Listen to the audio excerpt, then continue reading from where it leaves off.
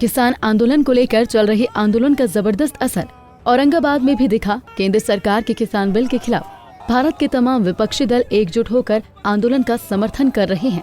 देश की राजधानी में चल रहे किसानों के महासंग्राम को मजबूती प्रदान करने के लिए भारत बंद का आयोजन किया जा रहा है। औरंगाबाद के सभी प्रखंडों में भारत बंद का असर दिख रहा है। जिला मुख्यालय में महागठबंधन के सभी घटक दल सुबह से ही अलग अलग टोलियां बनाकर सड़कों पर उतर पड़ी और झंडे बैनरों के साथ नारेबाजी कर पार्टी के कार्यकर्ताओं ने सभी दुकानों को बंद कराया।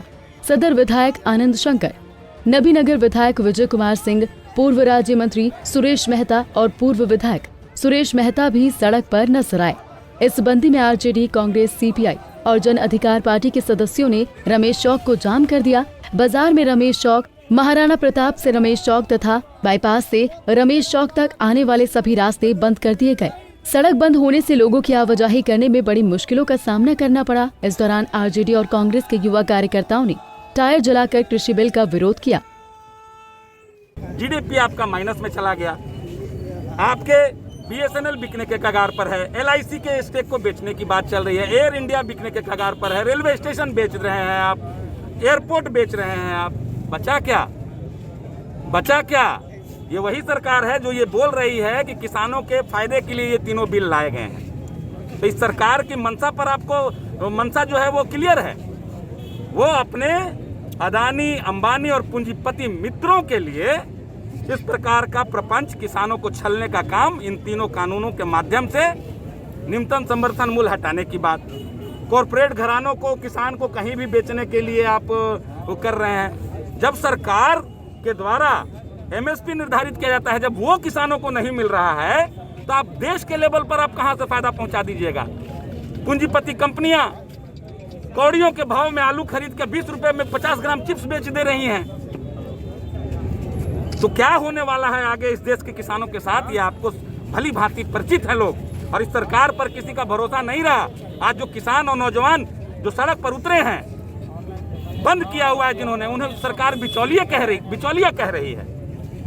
अरे बिचौलिया तो आप हैं जो अपने पूंजीपति मित्रों को फायदा पहुंचाने के लिए किसानों को छलने का काम कर रहे हैं इन तीनों कानूनों के माध्यम से। हम लोगों का मांग है पहले इन तीनों कानून को वापस लिया जाए और तब किसान नेताओं के साथ, किसान विशेषज्ञों के साथ बैठकर कोई निर्णय लिया जाए। वहीं महागठबंधन के तमाम नेता एक सुर से प्रधानमंत्री नरेंद्र मोदी के खिलाफ जमकर नारेबाजी की। महागठबंधन के नेताओं का दावा है कि कृषि बिल के जरिए प्रधानमंत्री नरेंद्र मोदी कॉरपोरेट मित्रों को फायदा पहुंचाने के लिए काम कर रहे हैं। सबसे बड़ी बात है कि खास करके नरेंद्र मोदी जी ने कहा था कि अच्छे दिन आएंगे।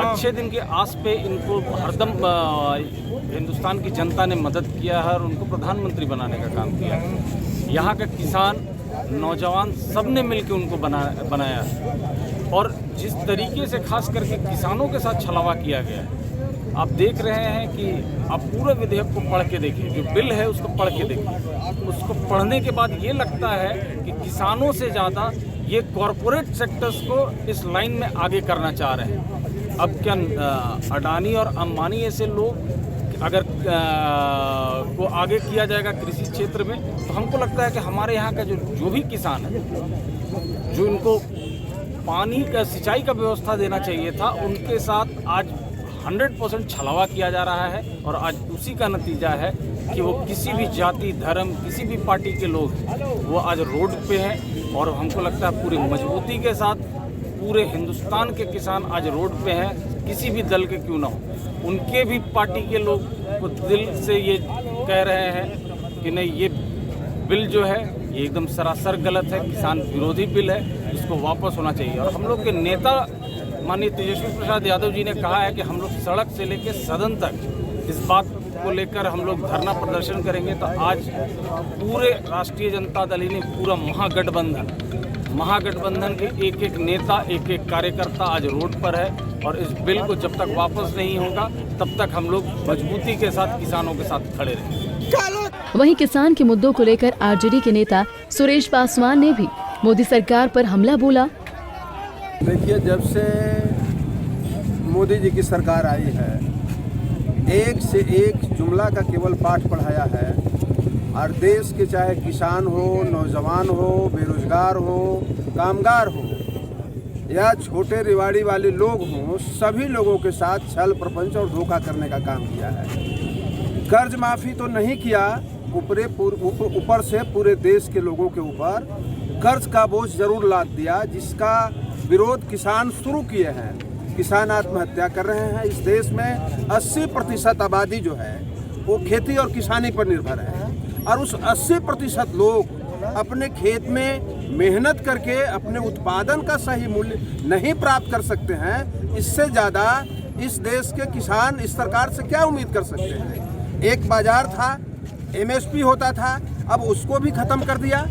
उनको अपने हक को प्राप्त करने के लिए न्यायालय तक जाने का दरवाज़ा बंद कर दिया कि आप कोर्ट में नहीं जा सकते हो।